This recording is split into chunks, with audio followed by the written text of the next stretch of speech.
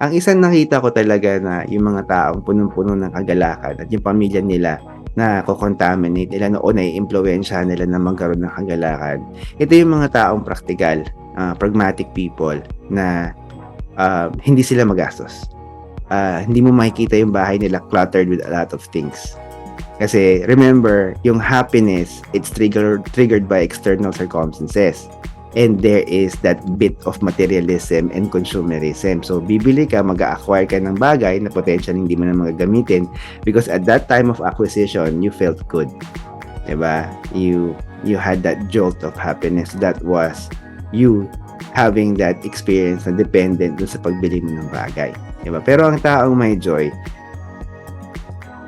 pag bumili yan ng isang bagay, yung bagay na bibilhin niya ay napag-isipan, okay? Malalim yung kanilang analysis whether this is actually a worthy pursuit. Alam nila na they are going to use it, diba? It's going to be a utilitarian purchase.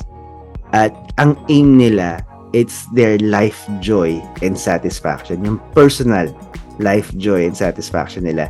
They will not pursue a purchase para magyabang. Kasi hindi nila kailangan magyabang. Hindi nila kailangan picturean yung sarili nila sa ginawa nila, sa binili nila, tapos ipangangalandakan nila sa social media telling everyone na, look, we are happy. Kasi ang isang taong may joy, hindi yan maingay sa social media unless, of course, yung social media presence niya is parang si JDR 101. We want to reach out to a lot of people so that they may find these materials very useful so that they can actually pursue a better lifestyle, diba? Hindi alternative lifestyle, a better lifestyle. So, ganun mag-isip yung mga tao. Tapos, pag makikita mo yung mga tao may joy, they have, less clothes in the closet, they have less shoes, especially yung mga nagtatrabaho na, because everything that they have, they use. Kaya nga, pag pinalikan mo yung closet mo, binalikan mo yung numbers of shoes mo, ilan ba talaga yung ginagamit mo? Ilan ba yung percentage na gamit mo na brings life, joy, and satisfaction sa buhay mo? Versus yung binili mo lang because you wanted to feel good. Yung meron ka ng 20 o 30 sapatos na pare sa sapatos pero hindi ka pa rin masaya. Diba? Kasi hindi naman talaga intrinsic yung iyong pursuit ng purchases mo. Ibig sabihin, may external reason why you purchase that particular bit. So, pragmatic, practical ang isang taong filled with joy. Ang isang taong filled with joy, they want positive people around them. They pursue people na, syempre makaka-encounter ka pa rin ng negative, may mga marites ka pa rin may encounter, may mga taong maninira pa rin sa iyo, but you don't really allow them to, affect you.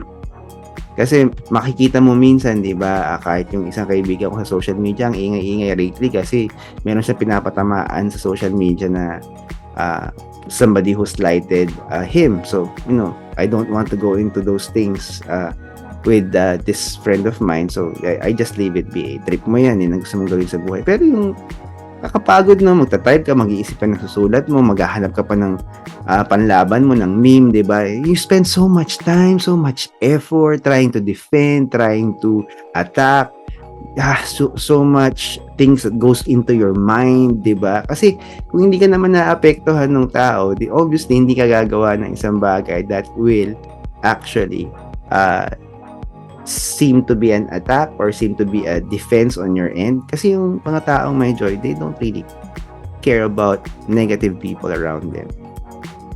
Diba? Kahit siraan ka sa social media, you don't really care. Why? Why would you allow these people na magkaroon ng opportunity na mag-camp sa utak mo o mag-camp sa heart mo na titrigger nila yung anger or hatred in you? Ang isang taong may joy, tama yung mga ka-relationship niya. Ito talaga yung mga true friends niya or yung mga ka-relationship niya that adds value to their lives. Kasi yun ang pinupursue niya. And so that's something beautiful. So we talked about joyful people are pragmatic, joyful people have the right relationships, and of course, yung third na gusto kong i-discuss before we move on to our Q&A with regards to this and the latter half of our topic is, ang taong may joy kasi they uh, have purpose. They have meaningful pursuits. They love to help people na hindi nila isusumbat yung kanilang tulong. They will do it for free. At wala silang, expectation na babalik sa kanila nung taong tinulungan nila yung tulong nila. For them, helping, giving them the opportunity to be aided at that particular time of need will be enough sa isang taong may joy. And yun yung isang bagay na nakakatuwa sa isang taong na may meaning, may purpose sa buhay niya. Lahat ng ginagawa ng isang taong punong-puno ng joy ay bagay na makakapagdagdag value sa ibang tao, makakatulong sa isang situation. So, let's say meron kayo nakitang event dito kasi sa New Zealand, meron sa Masterton, meron Filipino Society which we normally go to. Tapos makikita mo yung mga tao na at that moment perhaps they have joy. Ako kasi personally, I don't really mind doing the work na mundane, yung maglilinis after ng event, mag-aayos ng mga upuan. I find satisfaction doon sa ginagawa ko yun kasi alam ko nakatulong ako. May ambag ako, hindi ako naging pabigat. And when that person has meaning and purpose, kapag nag-release yan ng material thing, yung material blessing, may it be asset, in kind or in cash, masaya sila sa ginagawa nila.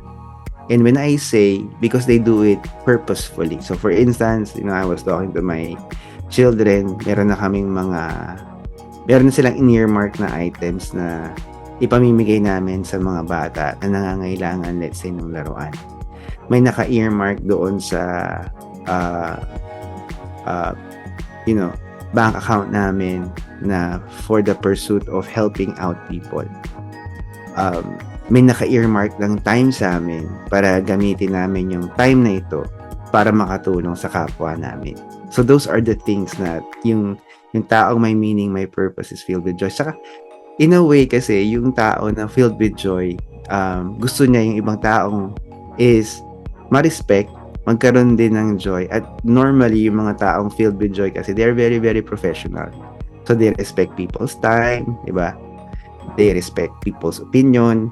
They will not clash with other people's opinion. When you have purpose, when you have meaning in the conversation, they normally listen more than they would talk. Hindi sila yung magpapasikat.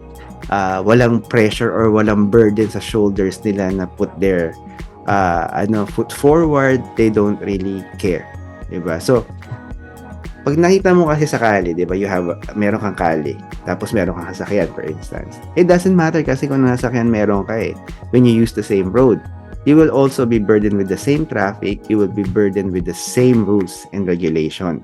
You will be burdened by the same challenges kahit anong vehicle ang bit-bit mo. Whether mamahalin yung sasakyan mo, you are still subject to the limits of the rules of the road. And in the same manner, we are limited sa mundong ito with what we have at this stage. So instead of pursuing something you don't have, enjoy the things that you do have so that you will not miss out the opportunity na magkaroon ka ng meaningful connection, especially doon sa family mo. Kasi I have known a lot of people who would seek me for advice. O, maganda bang bumili ng bahay, ganyan-ganyan. They would tell me their pursuits, their dreams, diba? Tapos, when I am given the chance to have this conversation, tatanungin ko yung kaibigan ko may asawa, hindi mo ba na-dream na, don't you dream of having the best type of relationship with your children and with your spouse? Diba? I know you're putting a lot of energy and effort dreaming, this vacation of yours, dreaming this purchase of yours in terms of, asset or investing in this. But have you come to the point, sinasabi ko sa kanila, of dreaming, making your home filled with joy? And normally, they're taken aback kapag nag-uusap kami about when we do coaching conversations. Because from my perspective, there's no better pursuit than filling your home with joy. Kahit ano pang itsura ng bahay mo, barang-barang man yan ang maganda.